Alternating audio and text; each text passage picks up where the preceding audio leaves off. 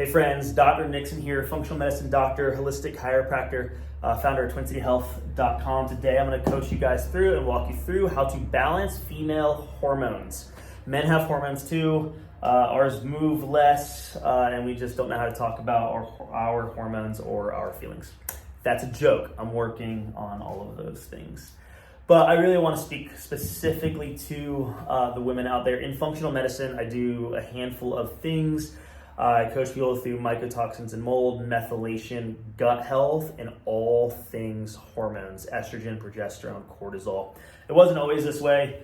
Several years ago, my wife and I were trying to conceive our second kiddo, and we ran into some hormone dysregulation on both ends. And so it was at that point I decided, hey, I need to understand what's going on in our bodies. And so we got data, we did testing, we figured out what was going on, put protocols and processes together to balance things like estrogen and progesterone.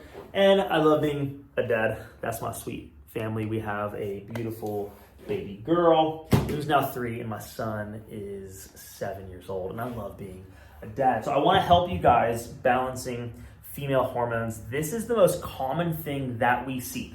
I am a big proponent of testing. We personally use saliva testing the most in our office. Blood is okay. Saliva is fantastic because it can measure many things, and you can do it precisely on the right day at the right time during your cycle. Precision is key. Think about this. Better data gives you better decision-making skills, and that's why I use saliva testing on progesterone peak days in our office. So here's the most common thing that we see: high estrogen and low progesterone.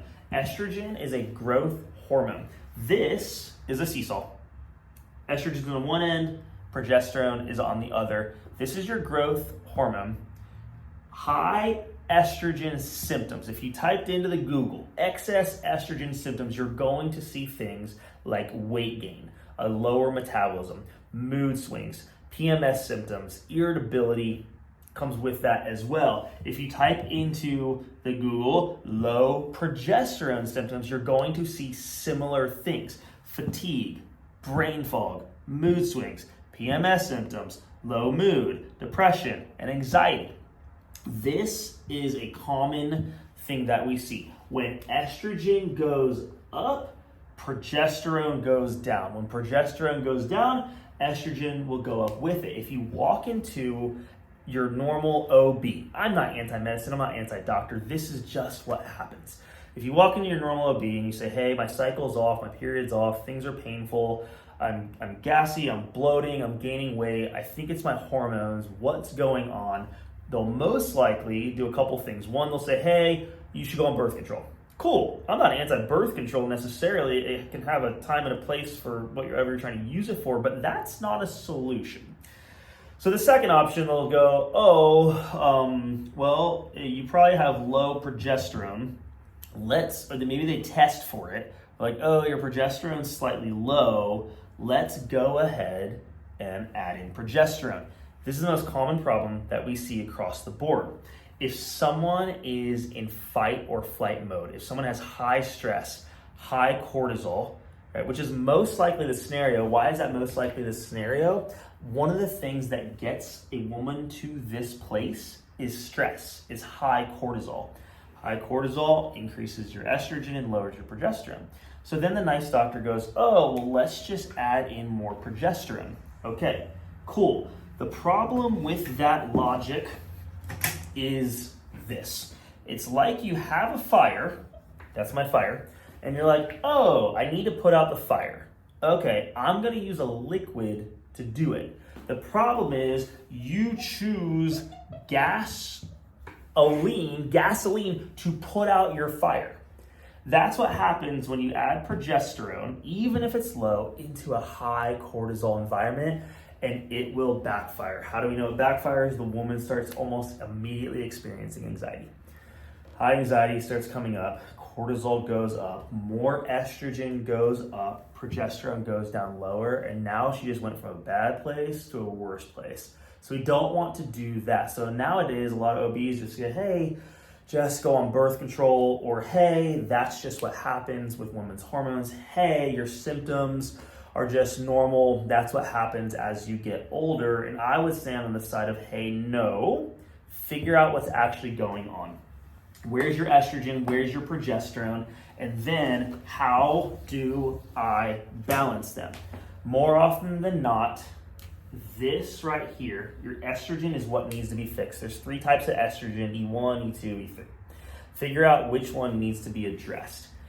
From there, then you'll have the protocols. And a lot of times that looks like doing an estrogen detox. I'll give you some of the important factors on an estrogen detox. There's 2 products that come to mind when we detoxify estrogen out of the liver. We'll start with things like milk thistle or glutathione. Glutathione is your body's own natural ability to detoxify. From there, you can come alongside your liver and use different modalities. Maybe it's castor oil packs, or it's red light, or it's sauna sessions, or cold plunge, and intermittent fasting is another one that we can do. Lymphatic drainage, dry brushing are all healthy drainage pathways that can help support your liver, along with milk thistle and glutathione. From there, I'll coach patients through how to get very specific with that type of estrogen and how to detox it. We'll use things like DIM, we'll use things like calcium D-glucarate. And so then what happens, the beautiful thing we're trying to do is we're gonna bring this estrogen down. So as estrogen comes down, the good news is that your progesterone will come up. And so now your seesaw is a bit more balanced, because at the end of the day, the reality is your hormones every month of your cycle are going to swing. Ideally, we want them to move like this and not like this. When they move like this, you feel it. You feel the fatigue, you feel the energy drain, you feel the bloating, you feel irritable, and I don't blame you. You feel anxious, I get it. The steeper the swing, the worse the symptoms. If we can balance the hormones and bring them back into regulation, managing cortisol, increasing naturally progesterone by detoxing estrogen, that's how, simple as that, right? That's how we help women manage and regulate their hormones. And men too, but again, men we don't talk about it as much. But that's how you do it, and it starts with, in my opinion, saliva testing. But you can do a lot of these things to get started by helping support your liver, but I highly encourage you, if you're experiencing those symptoms of high estrogen and low progesterone, talk to my team, talk to me, talk to whoever, and figure out how to get tested through saliva for female hormones and how to regulate them. Hey guys, this was Dr. Nixon with Twin City Health.